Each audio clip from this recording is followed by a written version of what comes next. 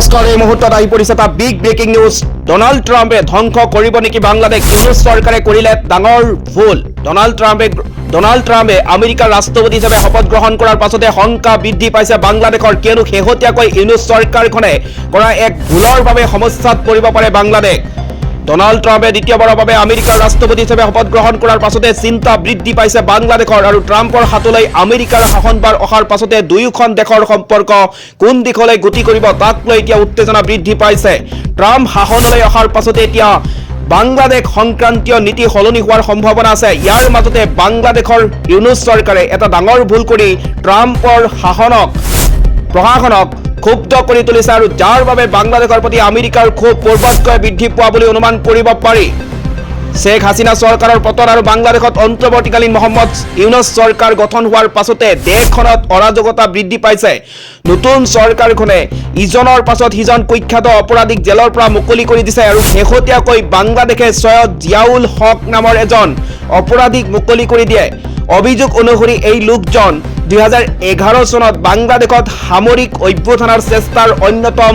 ষড়যন্ত্ৰকাৰী তথা বাংলাদেশ সেনাবাহিনীৰ মেজৰ সৈয়দ জিয়াউল হকক আল কায়দা সমৰ্থিত আনসাৰুল্লাহ বাংলা টিমৰ অন্যতম নেতা বুলি কোৱা হয় বাংলাদেশত সংঘটিত কেইবাটাও সন্ত্ৰাসবাদী আক্ৰমণৰ সৈতে এই লোকজন প্ৰত্যক্ষ আৰু পৰোক্ষভাৱে জড়িত আছিল আৰু আল কায়দাৰ সৈতে জড়িত হোৱাৰ বাবে জিয়াউল হকৰ ওপৰত নজৰ আছে আমেৰিকাৰ ইতিমধ্যে আমেৰিকাই তেওঁৰ মুক্তিৰ বিৰোধিতা কৰিছে তেনে ক্ষেত্ৰত ট্ৰাম্পে নতুন শাসনকালত বাংলাদেশৰ বিৰুদ্ধে কঠোৰ ব্যৱস্থা বা নিষেধাজ্ঞা জাৰি কৰিব পাৰে ইয়াৰ মাজতে ট্ৰাম্পে কাৰ্যভাৰ গ্ৰহণ কৰাৰ পূৰ্বে বাংলাদেশত সংখ্যালঘু হিন্দুৰ ওপৰত আক্ৰমণ কৰাক লৈ হুকিয়াই দিছিল আনকি নিৰ্বাচনী প্ৰচাৰৰ সময়তো ট্ৰাম্পে বাংলাদেশৰ বিষয়টো উত্থাপন কৰিছিল তেওঁ বাংলাদেশৰ সংখ্যালঘু হিন্দুৰ ওপৰত সমমৰ্মিতা প্ৰকাশ কৰাৰ লগতে কৈছিল যে তেওঁ ক্ষমতাত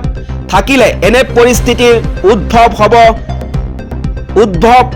হ'ব নিদিলেহেঁতেন ইয়াৰ বিপৰীতে বাংলাদেশৰ ইউনুছ চৰকাৰে আমেৰিকাৰ সৈতে সুসম্পৰ্ক গঢ়ি তোলাৰ চেষ্টা কৰিছে কিন্তু আন্তঃৰাষ্ট্ৰীয় বিশ্লেষকসকলৰ মতে এনে চেষ্টাৰ ফলত কোনো লাভ নহয় ইয়াৰ এটা কাৰণ হ'ল বাংলাদেশৰ চীনৰ সৈতে বন্ধুত্ব আৰু চীনৰ বেল্ট এণ্ড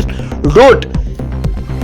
ইনিচিয়েটিভত বাংলাদেশৰ অংশগ্ৰহণ আমেৰিকাই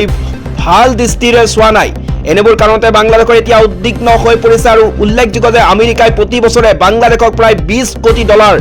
আৰ্থিক সাহায্য প্ৰদান কৰে ইয়াৰ উপৰি আমেৰিকা বাংলাদেশৰ সৰ্ববৃহৎ ৰপ্তানিৰ বজাৰ বিশেষকৈ ডাঙৰ ব্ৰেণ্ডবোৰে বাংলাদেশত কাপোৰ তৈয়াৰ কৰি আমেৰিকাত বিক্ৰী কৰে আৰু এনে পৰিস্থিতিত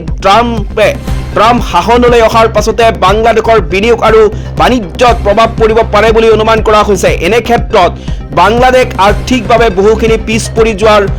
সম্ভাৱনা আছে অৱশ্যে বাংলাদেশ সন্দৰ্ভত ট্ৰাম্পৰ স্থিতি কি হয় সেয়া পৰৱৰ্তী সময়ত লক্ষণীয় হ'ব